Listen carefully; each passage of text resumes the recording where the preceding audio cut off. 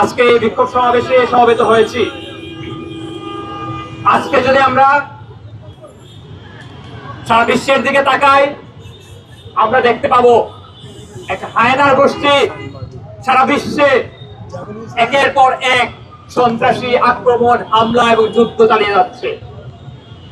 আমরা দেখতে পাবো পৃথিবীর যে প্রান্তে, সেটা এশিয়া হোক আর ল্যাটিন আমেরিকা হোক, যেখানে মার্কিনদের বিরুদ্ধে কোন রাষ্ট্র, কোন দেশ কিংবা কোন রাজনৈতিক দল কিংবা মতাদর্শ যখন স্পষ্টভাবে বিরোধিতা করে, মার্কিন সাম্রাজ্যবাদের বিরুদ্ধে স্পষ্টভাবে বিরোধিতা করে, কিংবা ইসরায়েলি জায়নবাদের বিরুদ্ধে, প্যালেস্টাইনের মুক্তি সংগ্রামের পক্ষে স্পষ্ট অবস্থান যখনই নেয়, আমরা দেখতে পাই ওই হায়নার দল মার্কিনদের নেতৃত্বে, ইসরায়েলের নেতৃত্বে একের পর এক আক্রমণ চালিয়ে যায়। কোন আন্তর্জাতিক আইন কানুন, নিয়ম কানুন কোনো কিছু তারা তোয়াক্কা করে না। তাদের কাছে এগুলো কোনো বিষয় না। তখন জাতিসংঘ বসে বসে আঙুল চুষতে থাকে। আমরা কিছুদিন আগে দেখতে পেয়েছিলাম ওই ভেনেজুয়েলার মাদুরোকে তার দেশ থেকে তুলে নিয়ে আমেরিকা কিভাবে তাকে এবং তার স্ত্রীকে বন্দী করে রেখেছে।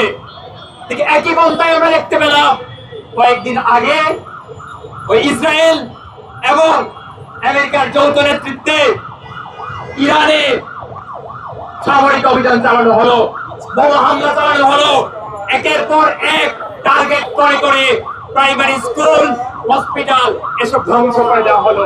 আমরা দেখতে পেয়েছি নারী এবং শিশুরা ব্যাপকভাবে মৃত্যুবরণ করেছে এই হামলার মাধ্যমে।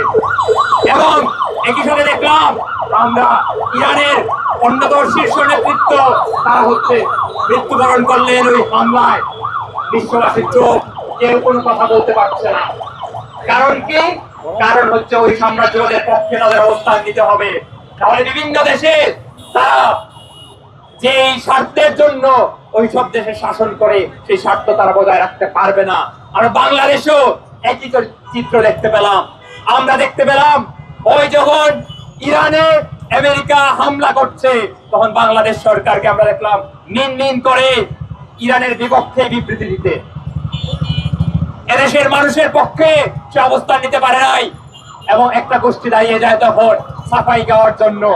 বলতে চাই বাংলাদেশের সক্ষমতা নাই, বাংলাদেশে হ্যান তাই তেন নাই, এই ধরনের কথাবার্তা বলে এই ধরনের সাম্রাজ্যবাদের যে পাঁচটা বিবৃতি, সেগুলোকে সমর্থন দেওয়ার জন্য একটা শিক্ষিত মহল দাঁড়িয়ে যায়। কিন্তু যখন বাংলাদেশের সক্ষমতার প্রশ্ন আসে, কিন্তু যখন বাংলাদেশের জাতীয় স্বার্থের প্রশ্ন আসে, তখন আমরা দেখতে পাই এই গোষ্ঠীকে ওই সাম্রাজ্যবাদী গোষ্ঠীর পক্ষে থাকতে। আমাদের দেশের সমুদ্র বন্দর কিংবা যে টার্মিনাল গুলা, সেগুলা যখন বৈদেশিক কোম্পানির কাছে হস্তান্তর করার বিষয় আসলো, চুক্তি করার বিষয় আসলো, তখন আমরা দেখলাম এই গোষ্ঠী আমেরিকার পক্ষে অবলম্বন করছে, দেশের জনগণের পক্ষে অবলম্বন করলো না। একইভাবে আমরা দেখতে পেলাম বাংলাদেশে আমেরিকার সাথে যে বাণিজ্য চুক্তি করা হয়েছে, সেই চুক্তির ক্ষেত্রেও তারা কোনো বিরোধিতা করে না।